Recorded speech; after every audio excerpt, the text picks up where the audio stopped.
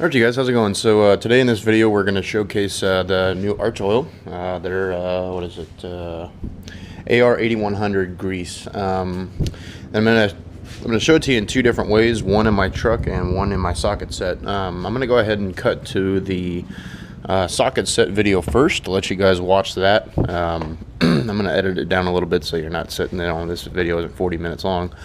But basically I went ahead and threw some of that Archoil inside my sockets, and it smoothed them out amazingly. They're almost no effort to turn them now, and my 3/8 drive is almost completely silent, and it still works like a regular ratchet. And then afterwards, we're going to pull my front tires off and the hubs and everything, because this is a 2-wheel drive truck, and we're going to grease my bearings with it. And give you a little bit of information on just what's on the side of the bottle here. Boysen, I hope I'm saying that right, biodegradable synthetic grease for our applications where readily biodegradably and non-toxicity is needed. Extremely low water washout rate 0.5, long acting for extended grease intervals, high dropping point 550 degrees Fahrenheit. Outperforms top quality moly and graphite greases. Forms a protective layer tested to reduce friction to a coefficient of 0.037. So a lot like their AR9100 friction modifier.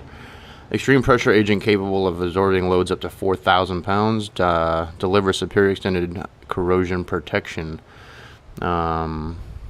Manufactured with a proprietary potassium nanoborate, high quality PAO. I don't even want to start. Anyway, so and this is what the grease looks like, and you'll see it in the Ratchet video. That's what it looks like. It's really thick, but it's also extremely slippery, which goes back to their friction modifier. So I'm gonna go ahead and cut to the Ratchet video, doing my Ratchet set. And then once that video is done, we'll cut back to the bearings on my truck.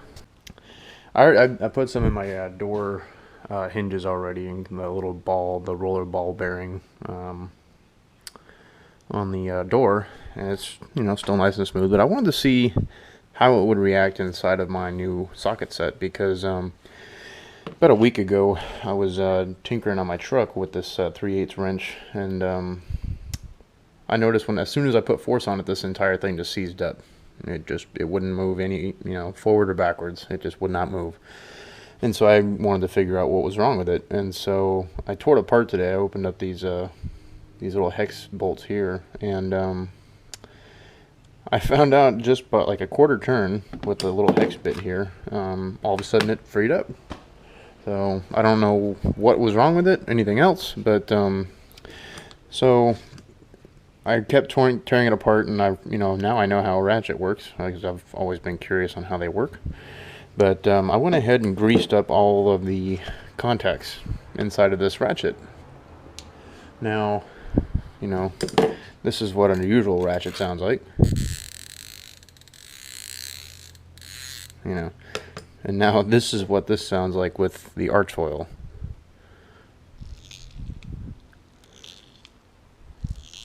And it almost sounds broken, but I've tightened and loosened a few bolts on this thing, and it's smooth as butter. And I didn't put a lot of grease in this. This is just really hitting the teeth on the sprocket on the main drive, and then the little arms that I'll show you in a second on the I'll probably tear apart the 1/2 inch one for you, but you can still see some of the grease still coming out of there. But fairly easy to rebuild it, or at least take it apart and put it back together. But that's how quiet it is now. It's insane. So we'll see how this does in the long run, because I can always clean it out if something does go wrong. But I'm gonna grab my 1/2 inch really quick. But other than that, this socket set's still holding up really well. Really happy with the purchase. So here's a 1/2 inch. Now let's find a socket or a bit that fits this.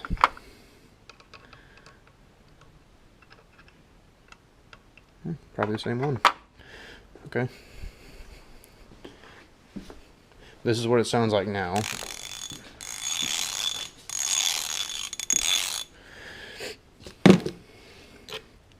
Let's see if this is the right size. I'll be damned.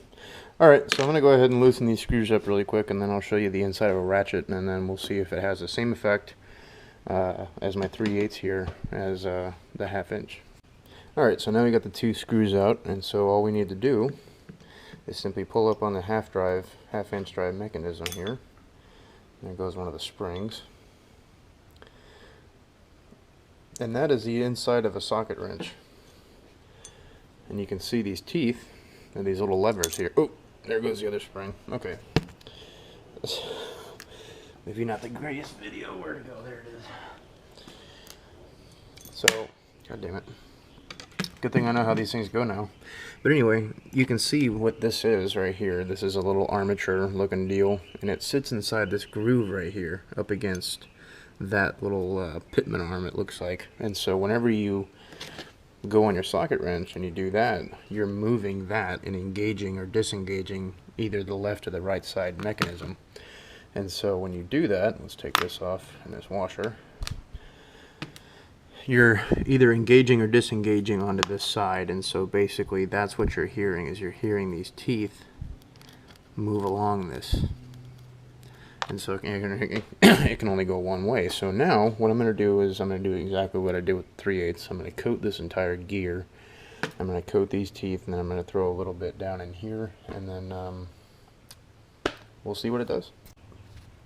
Alright, so I got the left side back in, and I have the spring under there right now. It's compressed, and so we can see, hopefully this doesn't happen again, but I just engaged the other side, and you can see how that, or I engage this side, and you can see how that pops up. That would make contact with that main gear. And then if we disengage it, you can see it goes back. So that's basically the essentials of how a socket wrench works. Just like that. So whenever you move this switch, that's what you're doing. Oh, god damn it. Now I get to go spring hunting on my workbench, wherever. Oh, thank God. Whew. Okay, so I'm going to stop fooling around because I'm going to lose something eventually.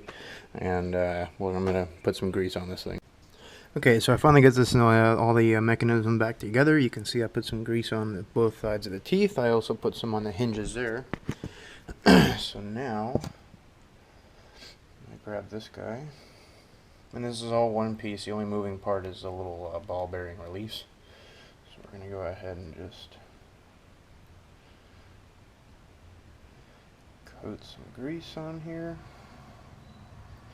And again, the only reason why I'm doing this is just to, you know, they're not the most well-liked brand, Pittsburgh or Harbor Freight tools, and so I'm just trying to, just like I do with my truck, give it every opportunity to last as long as it possibly can, and make it work as efficiently as I possibly can. So get all that nice and gooey. And then, hopefully I can do this with one hand. Maybe not.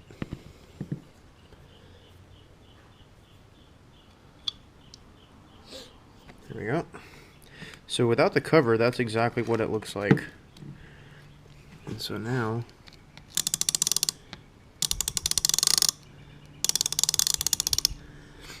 yep. And so now I'm just going to go ahead and put a little bit of grease around the edges and in between here a little bit, and we'll see how it sounds once I put it all back together. Alright, so she's all put back together now, and it's actually starting to sound a lot like my 1/4 inch sounds like right now. Like again, here's my 1/4 inch. And this is the 1/2 inch that I just lubed up. So, yeah, much quieter. It's a lot smoother now. Almost no effort to turn this thing. Man, this rotates extremely easily now. So,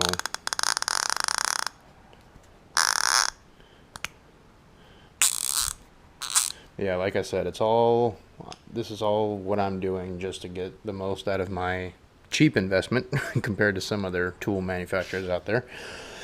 But yeah, and that's just, you know, kind of showcasing what this Archoil AR8100 can do.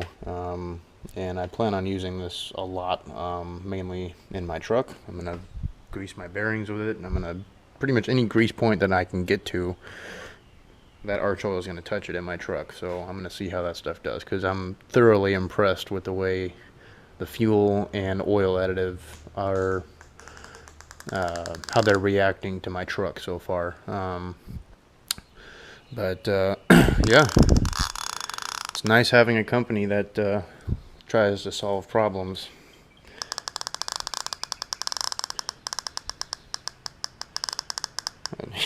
I could do that all day, so I'm happy.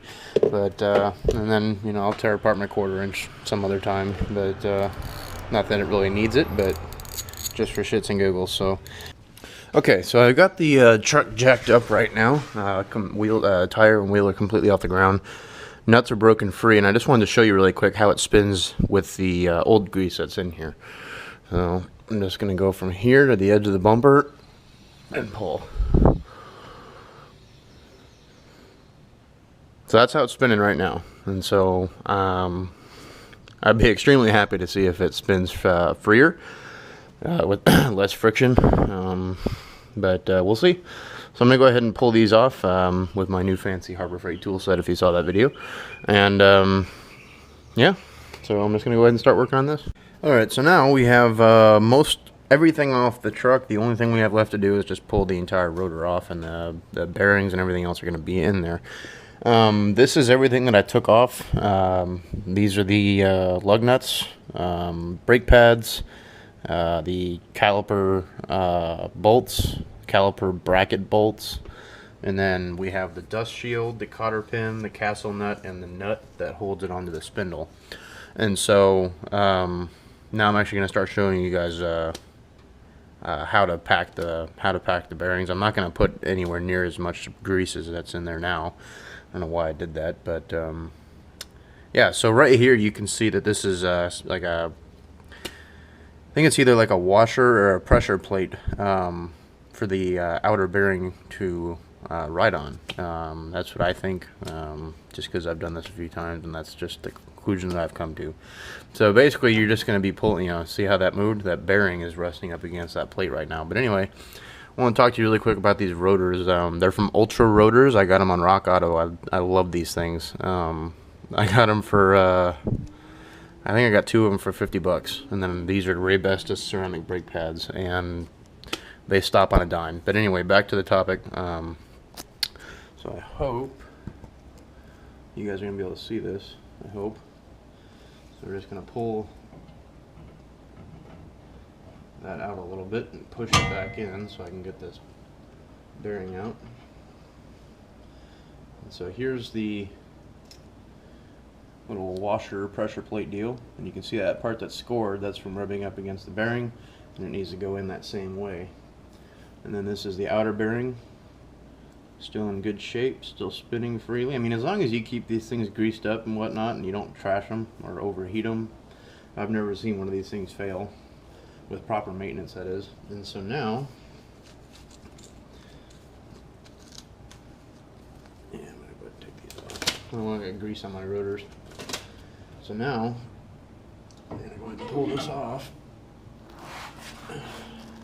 And the inner bearing is actually in behind that plate back there, which we need to take off. So we'll take that off next. All right. So now the outer bearing, as well as that back dust shield, is off. This is the inner bearing, and so you can see all the grease that's coming off, and the grease is actually still in pretty good shape. After fueling the Archoil, this stuff is a lot thinner than this is Lucas Red and Tacky number 2. For a while that's all I would use, but now I'm going to give this Archoil a shot. So this bearing is also in good condition. It's still freely spinning, not too much end play on it. So this bearing is still good to go, and we're going to clean these things up, and then we're going to repack them with grease. So we're going to do that really quick, and then we're going to clean the spindle off, and then repack them really quick. Alright, so everything is now cleaned off. Spindle's clean, the bearings are clean, all the hardware is cleaned off, looking all nice, new and shiny. And we got the Archoil out here, and so we're going to start packing the bearings. And probably just set you guys on the rotor or something. But I really need to get a new tripod. But anyway, so you're going to take your Archoil or whatever grease that you're using, if you're not using Archoil, and like, this stuff is thick, a lot thicker than because the Lucas, you could just, you actually have to dig into the bottle to get this stuff out. And I'm just going to use about that much, a little dollop in my hand, and then I'm going to grab my inner bearing first. I'm going to grab it like that, and basically you're just going to do a scooping motion. And you're going to do that, and you'll see all the old grease, whatever is left of it, come out of there. And then you're going to do that on one side, flip it, and do the exact same thing on the other until this thing is packed. So just grab and pull. You can see it coming out of the top right there already. But you know, you just got to be a little bit patient with it. No rush. You want to do it right. Kind of smooth it out here.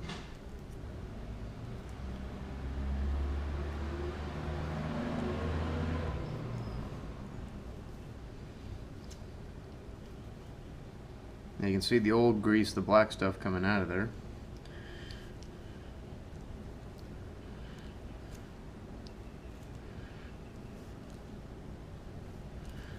And we're going to rotate, and we're just going to do this all the way around the bearing.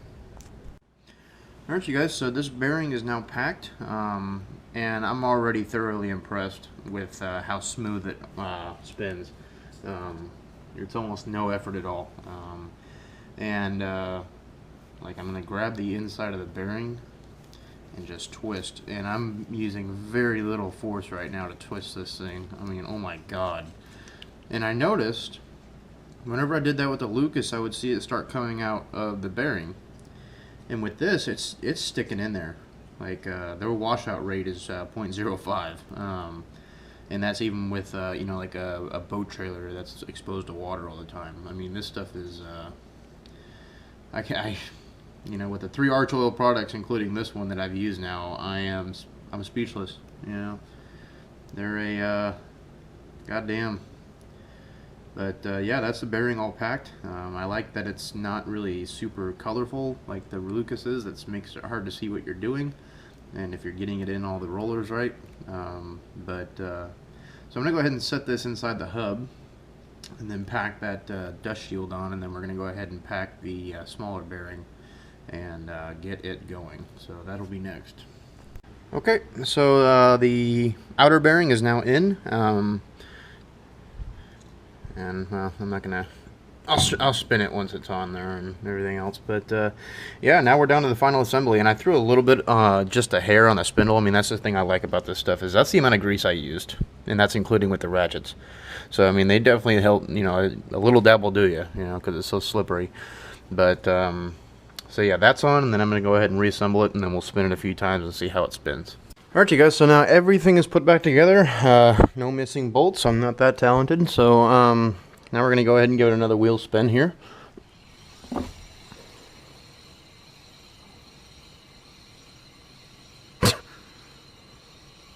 Holy shit.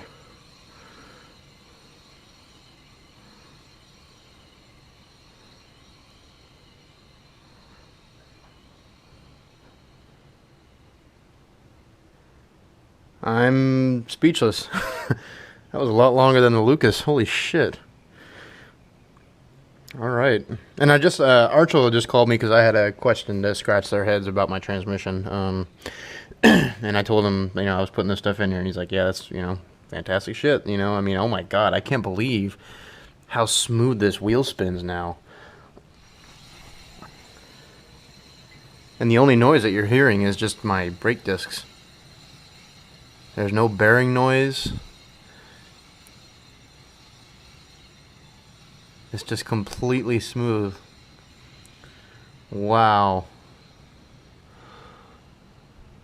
Holy shit. Well, you know, like I said, whatever I can do to help my truck out, you know, in any way, shape, or form, whether it's for better fuel economy, for better lasting parts, you know, my bearings, god damn.